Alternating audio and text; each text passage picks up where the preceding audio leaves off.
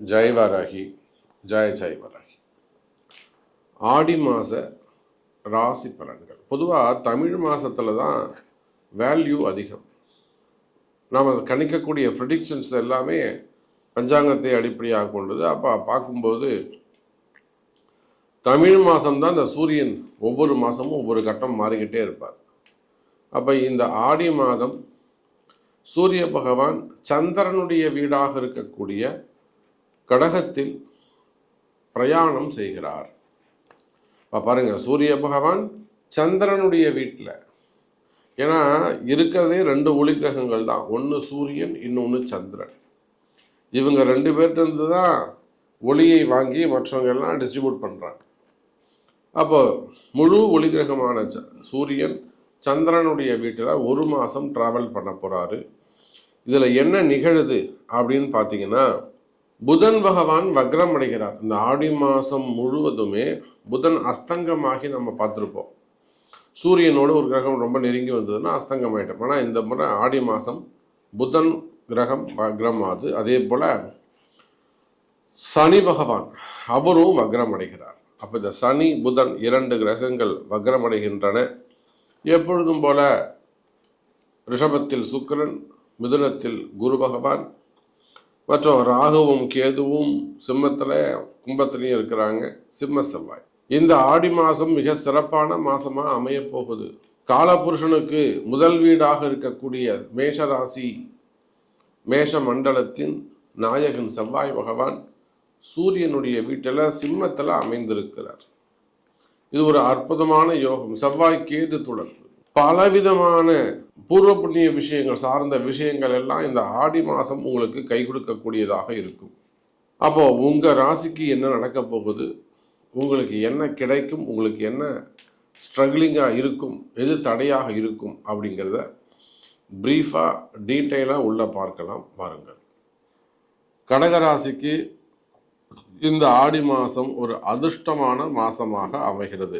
அப்படி என்ன அதிர்ஷ்டம் அப்படின்னு கேட்டிங்கன்னா, கடகராசி என்பர்களே, உங்க ராசியில தான் சூரிய பகவான் பயிற்சி அடைகிறார். ஆமா, இந்த மாசம் ஆடி மாசம் முழுவதும் 30 நாளும் உங்க ராசியில் சந்திரனுடைய வீட்டில் கடகத்தில் சூரிய பகவான். இது ஒரு அற்புதமான கால நேரம். கடகராசி என்பர்களே, நீங்க எவ்வளோ கஷ்டத்துல இருந்தாலும் சரிதான். இப்போ சமீபத்தில் ஒரு பிரச்சனை ஓடிக்கிட்டு இருக்கு. அந்த அஜித் குமார் அதை அடித்து துன்புறுத்தி அது துடிக்க துடிக்க உயிர் போகிறவர்களும் அடிச்சிருக்கிறாங்க அப்படின்னு செய்திகளை சொல்கிறாங்க. அது நான் தனிப்பட்ட முறையில் சொல்ல போகிறதில்ல.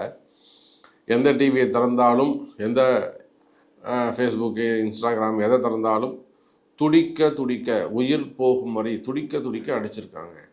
அப்புறம் தான் உயிர் போனதுக்கப்புறம் தான் அடியை நிப்பாட்டிருக்காங்க. அதை போல் கடகராசி என்பர்களே, கடன் பிரச்சனைகளாலும், குடும்ப பிரச்சனைகளாலும், வருமான பிரச்சனைகளாலும் ஒவ்வொரு நிமிஷமும் துடிதுடிச்சு போகக்கூடிய ஒரு ராசி இருக்கு, கஷ்டப்படக்கூடிய ராசி இருக்கு. அப்படின்னா அந்த அளவுக்கு ஒரு சிரமப்படக்கூடிய ஒரு ராசி இருக்கா அப்படின்னு கேட்டாங்க, அது கடகராசியை சொன்னால் மிகையாகாது. உண்மையை சொல்ல வேண்டும் என்று சொன்னார். ஏன்னா இப்போ நிறைய பார்த்தோம்னா கடகராசின்னா ஆஹான்னு இருக்குது, ஓஹோன்னு இருக்குது, சூப்பராக இருக்குது, கொடி கட்டி பறக்குது, அதெல்லாம் சொல்லிடுறாங்க. இப்போ என்னுடைய குருநாதர் நம்ம என்ன சொல்லிக்கிட்டா, அதில் என்ன இருக்கோ அதில் உண்மையை சொல்லுப்பா, அப்போ தான் அவன் முழிச்சுப்பான். அப்போ தான் அவன் தன்னை தற்காத்து கொள்வதற்கு அவனுக்கு ஒரு வாய்ப்பு, சான்ஸ் கிடைக்கும்டா. எல்லாரும் சொல்கிற மாதிரி இதையும் பொய் சொல்லி வைக்காது, தயவு செஞ்சு அதில் உண்மையை சொல்லிடு அப்படின்னு என் குருநாதர். அப்போ அதை போல உலகம் முழுவதும் வாழக்கூடிய கடகராசி என்பர்களே, இந்த அஷ்டம சனி உங்களை என்னெல்லாம் பாடாப்படுத்தி எடுத்திருக்கு, குடும்பத்தில் எவ்வளவு பெரிய இழப்பு. ஒரு கடகராசி என்பர் ஒரு ஒரு மிகப்பெரிய இழப்பை சந்தித்திருப்பார். ஒரு ஃப்ரெண்ட்ஸை இழந்திருக்கலாம், ஒரு உயிரை மிஸ் பண்ணியிருக்கலாம், உறவுகளை மிஸ் பண்ணியிருக்கலாம். எனக்கு தெரிஞ்சு ஒரு மிகப்பெரிய தொழிலதிபர் ஹைதராபாத்தில் இருக்கிறாரு, மிகப்பெரிய தொழிலதிபர். அவருக்கு உலகம் முழுவதும் அங்கங்கே பிரான்ச் ஆஃபீஸ் எல்லாம் இருந்துகிட்டு இருக்கு. அவர் வந்து ஒரு டிரான்சாக்ஷன் செய்கிறாங்க, அவங்க நண்பர் தான். அது ஒரு ஒரு முக்கியமான ஒரு ரகசியம் அப்படி வச்சுப்போமே. இப்போ தேவையான கருத்தை மட்டும் நம்ம எடுத்துப்போம். அவர் நம்பி செய்கிறாரு, திடீர்னு அந்த நண்பர் வந்து இறந்து விடுகிறார். அந்த பழி நம்ம கடகராசி நண்பர் மேலே வந்து விழுது. நல்ல காலம் அங்கே ஃபுட்டேஜெல்லாம் இருந்தது, சிசிடிவி கேமராலாம் இருந்ததெல்லாம் எடுத்து காமிச்ச உடனே இவர் பேரில் தப்பு இல்லைன்னு விட்டுட்டாங்க. அப்போ அந்த அளவுக்கு மிகப்பெரிய சங்கடமான ஒரு சூழ்நிலைகள் எல்லாம் இந்த மாதிரி ஒரு கடகராசி என்பவர்களுக்கும் வெவ்வேறு விதமான கஷ்டங்கள். ஒருத்தருக்கு கம்பெனி கஷ்டமாக இருக்கலாம், ஒருத்தருக்கு குடும்ப கஷ்டமாக இருக்கலாம், ஒருத்தருக்கு கடன் பிரச்சனையாக இருக்கலாம், ஒருத்தருக்கு தொழில் பிரச்சனையாக இருக்கலாம், ஒருத்தருக்கு வரவு செலவுகள் டிரான்சாக்ஷன் ப்ராப்ளமாக இருக்கலாம். ஒரு சில கடகராசி என்பவர்களுக்கு வேலை பிரச்சனைகளாக இருக்கலாம், வேலையில் கழுத்து பிடிச்சி வெளியில் போடான்னு சொல்லாத அளவுக்கு இருக்கலாம். அல்லது கூட பிறந்தவங்க, உடன் பிறந்தவங்க, அண்ணன் தம்பிகளுக்கு ஏதான குடும்ப பிரச்சனைகள், கணவன் மனைவி பிரச்சனைகள், டிவோர்ஸ் சம்மந்தப்பட்ட ப்ராப்ளமாக இருக்கலாம். புரியுதுங்களா? தொழில் பிரச்சனைகளாக இருக்கலாம். மெயினாக கடன் சுமைகள், கடன் பிரச்சனைகள், வரவு செலவு. அதே போல் இன்கம், நல்ல சம்பளம் வரலைங்க சாமி. இப்போ கடகராசியில் நமக்கு தெரிஞ்சு ஒரு மிகப்பெரிய அரசியல் தலைவர், முதல் நிலையில் இருக்கக்கூடிய, இப்பவும் அவர் வந்து மினிஸ்டராக இருக்காங்க பாருங்க. அவங்களுக்கு எதிராக நிறைய தினந்தோறும் வெளியில் வரலையே தவிர அவங்களுக்கு உள்ளுக்குள்ளே நிறைய கஷ்டங்கள் இருக்குது. அவங்க கட்சியிலேயே அவங்களுக்கு இப்போ வந்தவங்க எல்லாம் அவரை வந்து வேணாம்னு சொல்கிற அளவுக்கு இருக்குது. அவர் வந்து ஆரம்ப காலத்துலேருந்து இருக்கிறார். அப்போ எவ்வளவு பெரிய மிக செல்வந்தராக இருந்தாலும், செல்வாக்கு மிகுந்தவராக இருந்தாலும், இதை நான் ஏன் குறிப்பிடுறேன் அப்படின்னு சொன்னால், கடகராசின்னு சொல்லிட்டால் இந்த கிரகத்துக்கு சனி பகவானுக்கோ ராகு பகவானுக்கோ ஆள் வித்தியாசம், வேறுபாடுகள் இல்லை, உயர்வு தாழ்வு அவங்களுக்கு கிடையாது. யாரா இருந்தாலும் ஈக்குவல் தான் அப்படிங்கிறதுக்காக சொல்றேன். அந்த உயர்ந்த அதிகாரத்தில் இருக்கக்கூடிய அந்த ஒரு அமைச்சர் பொறுப்பில் இருக்கக்கூடியவர்களுக்கு கூட துன்பம், பேர் கெட்டு போகுது. அரசியல் அந்த கட்சி டோட்டல் கட்சி நேமே அங்கே கெட்டு போகுது. அப்ப இதெல்லாம் எதனால வருது? கடகராசி. அப்ப எவ்வளவு ஒரு கடுமையான சூழ்நிலையில் இந்த கடகராசி என்பவர்கள் இருக்கிறாங்கன்னு புரிஞ்சுக்கணும். அப்ப சும்மாவாது கடகராசிக்கு சூப்பரா இருக்கு, அப்படி இருக்கு, இப்படி இருக்கு, ஜம்முன்னு இருக்கு அப்படின்னு சொல்வதெல்லாம் எப்படி உண்மையானதாக இருக்க முடியும்? அது என்ன உண்மை, நம்பகத்தன்மை எப்படி இருக்கும்? புரியுதுங்களா?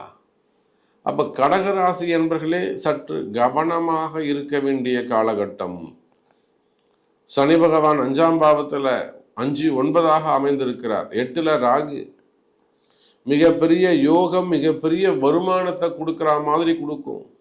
உண்மையை சொல்லவா கடகராசி என்பர்களே, உங்கள்கிட்ட பொறுப்போ அதிகாரமோ பணமோ எது சாமி உங்களுக்கு கொடுத்து, எனக்கு இந்த ஒரு 2 வருஷத்துல ஒரு 5,000 கோடி கொடுத்துருக்கிறார், ஒரு 50,000 கோடி கொடுத்துருக்கிறார், இல்லை ஒரு 5 கோடி ரூபாய் கொடுத்துருக்கிறாருன்னா அதில் ஒரு 50% எடுத்து டைவெர்ட் பண்ணி ஒரு இடத்துல செயல்படுறோம். நீங்கள் அதெல்லாம் ஒரு கணக்கு, இதெல்லாம் ஒரு ஜோதிட கணக்கு.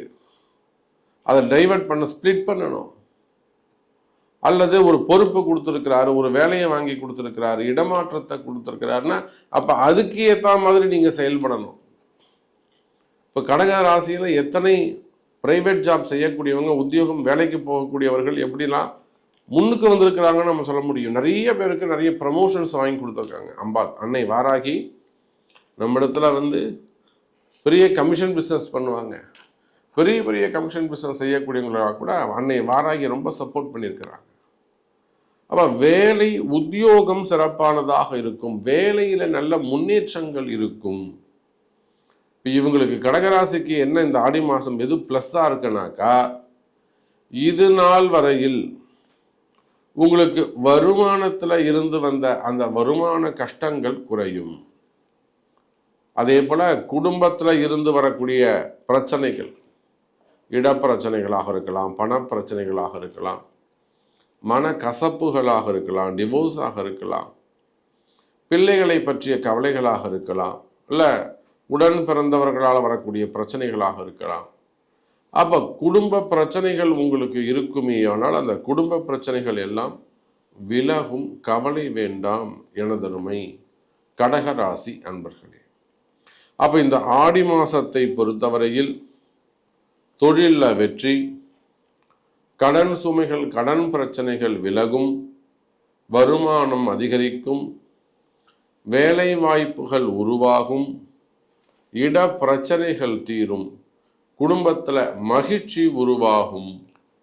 இன்னும் சொல்லப்போனா தொழில் உத்தியோகத்தில் நல்ல முன்னேற்றங்கள் இருக்கும் என்பதை சொல்லிக்கொண்டு, உங்களுடைய கேள்விக்கு எனக்கு இது பொருந்துமா சாமி, எனக்கு இது நடக்குமா சாமி அப்படின்னு கேட்பீர்களே, ஆனால் அதற்கு உங்கள் பிறப்பு ஜாதகம்தான் முக்கியம் என்பதை சொல்லிக்கொண்டு மீண்டும் ஒரு அற்புதமான பதிவில் சந்திக்கிறேன். நன்றி, நமச்சிவாயம். ஜெய் வராகி, ஜெய் ஜெய் வராகி.